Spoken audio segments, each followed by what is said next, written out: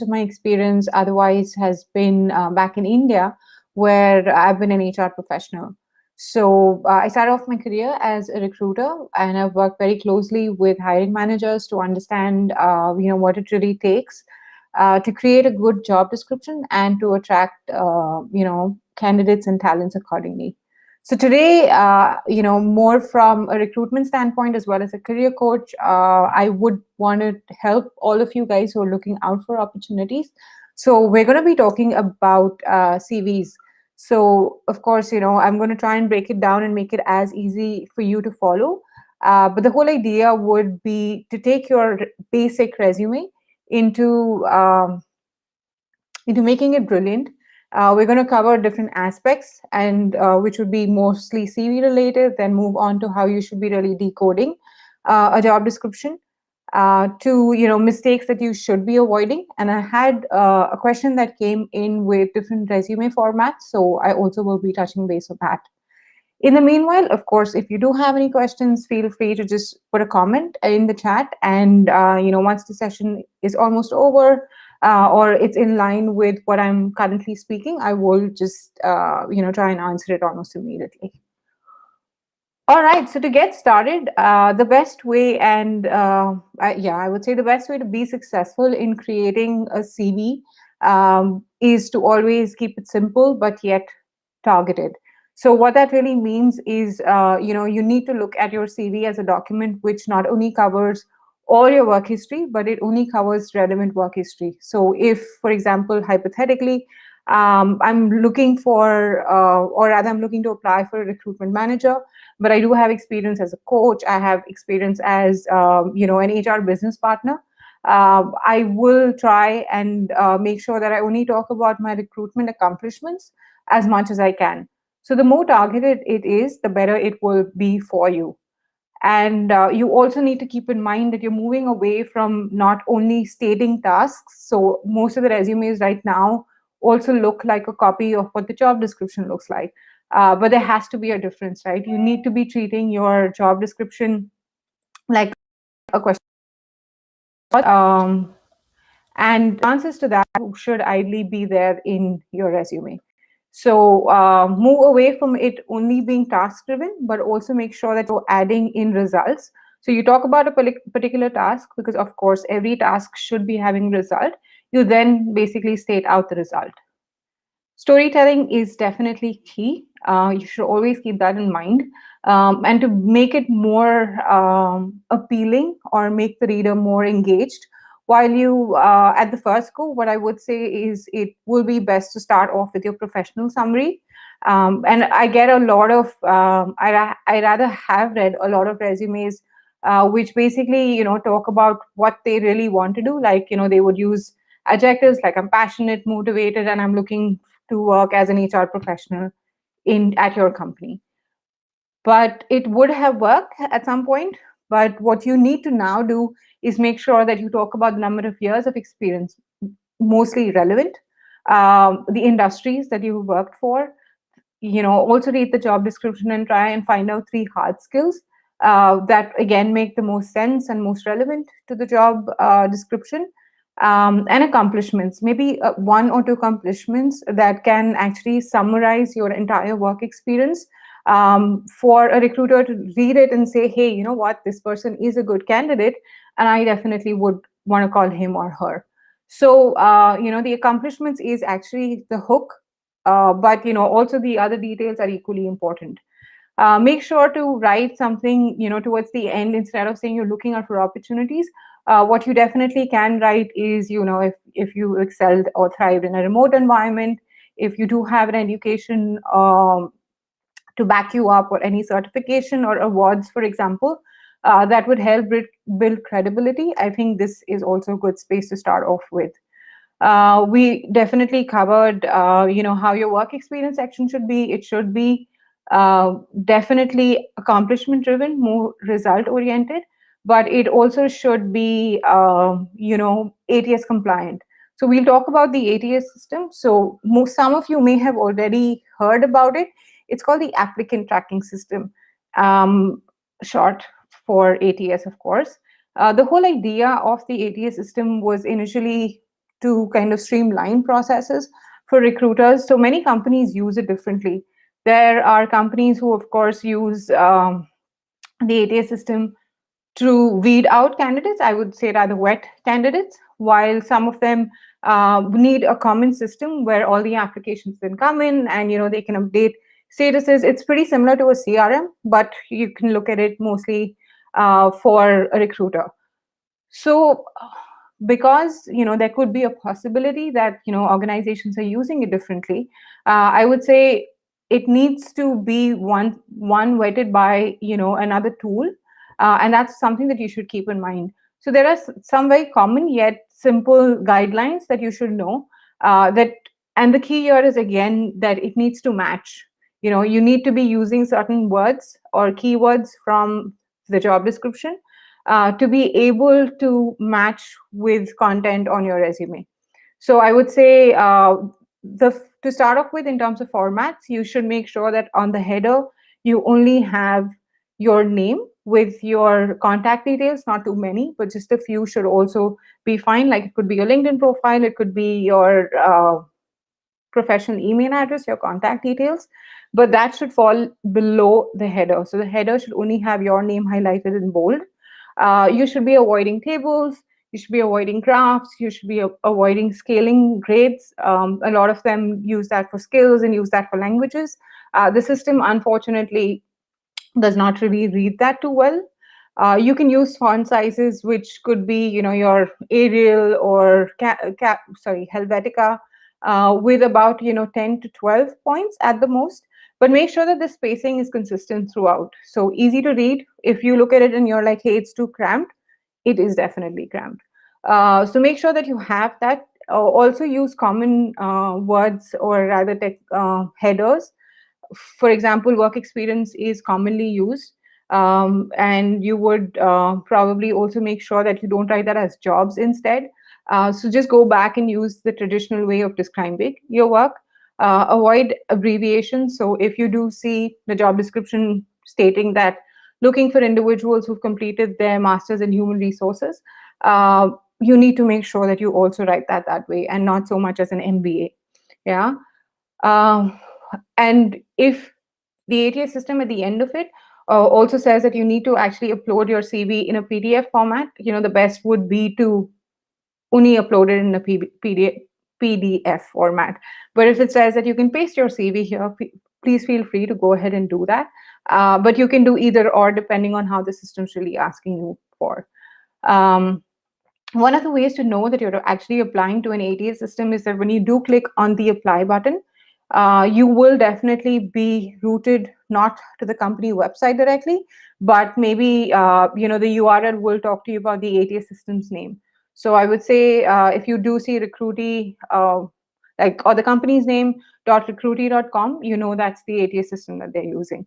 If you see lever.co, that's also an ATS system that you're using. So every time you switch from while applying for the role from the company website to another system, you need to keep in mind that they might be using the ATS system, but it's really difficult to gauge whether they're only kind of streamlining their processes or they're using it for any other purpose. Since we have spoken about the job description being set up on the ATS system, I would also say that there's a way that you should be reading the job description well enough to actually tailor it to the role that you're applying to. So to start off with the job titles, so I work with a lot of clients who sometimes just look at the job title and say, hey, I don't think I'm going to be able to do this job, or I don't have that experience, so I'm not going to apply for it. But I would say it's all in the content. So it's okay to, of course, read the job description and maybe feel that you might not be a fit, but after you read the responsibilities and the requirements, if you feel that you are a 70% match, I would say that it's worth trying. If you are a 50% match, but you're actually very passionate about applying to the company because of what the company really is, I would say still go ahead and apply, because sometimes, and rather most recruiters also kind of admit their job description is for an ideal candidate and they may or may not receive the candidate. So you could, if I would say, be a 50% chance of getting the job, apply for it, but also understand that you may or may not get a call back. The other piece would be to always identify your good to have skills and must have skills. So your good to have skills are technically skills that would be written saying preferred or is a plus or good knowledge of, for example. Wherever words seem like it's okay to do with, it would be good to have skills. And your must have skills would ideally be skills that they would say that I definitely want experience in so and so skills. So they could be they're usually hard skills, but they will definitely call it out within a very clear and direct way. The next part would, of course, be hard skills and soft skills. I always tell individuals to kind of highlight the hard skills and make sure that those keywords or the terminologies that they would have used to describe a tool or a skill is exactly how you've written it in your CV. And yeah, and the other thing would be your soft skills. So, soft skills are communication skills, your proactiveness, your leadership skills. Instead of you actually using those terminologies directly, you can include it in some way. So, for example, if you want to talk about your leadership skills, just basically talking about leading a team and meeting results and achieving a result together with the team is also good enough. On the second hand, for example, if you want to talk about your communication skills, if your CV is well drafted, that is proof of the fact that you're able to communicate who you really are. So these are some of the things that you should definitely keep in mind. We've already also spoken about making sure that you're using those keywords. So mirroring language is extremely important. And also, while you're researching the company, also maybe look at how they really communicate. Are they casual? Are they too formal? So that also will help you understand how you should be crafting both your CV as well as your cover letter. So this is some of the things that will, if followed correctly, and if it's dived in deeper into, I would say you should be able to take your CV from basic to brilliant really soon. One other thing that I also, encourage a lot of my clients to do is to use powerful verbs. I will definitely put a link of different action verbs that you can use. But move away from just saying coordinated or managed, but use better action verbs that could describe and create that right impact. So spearheaded, for example, or there could be a lot. There are a lot, to be honest. So I'm going to just put that link in, so that you can just have a read through. Quickly going to also talk about mistakes to avoid. I would say that even if you're a native English speaker, sometimes you can make mistakes. So just make sure that you're checking for your grammar as well as your spelling. I would advise you to use Grammarly. I still use it. I know a lot of people who also do. And also get a second pair of eyes on it. So it could be your partner, it could be your friend, but a second pair of eyes always helps. Of course, you have an option to work with a career coach too, but irrespective, I would say make sure that someone else reads it exactly like the way you do. Print out your CV and read it out aloud. So as you read it out aloud, for whatever reasons you feel like you're unable to pronounce something doesn't really make sense, you're getting stuck, at some point as you narrate it to yourself, that's exactly how someone else would be reading it. So it's also a good way to kind of make sure that it's in the same flow like you expect it to be. And anything while you're reading out loud doesn't make sense, just take a highlighter and mark that out in yellow so that you have something to go back to. Also make sure that you have a professional email address. So move away from, I don't know, something that you probably created in high school, but just have your professional email address which starts with your first name, last name, to your Gmail account, for example. Always move away from writing your outdated work experience. Right, what I did mention right at the beginning, it's all about relevance. It's not about giving them all the information that idly they need to have with them.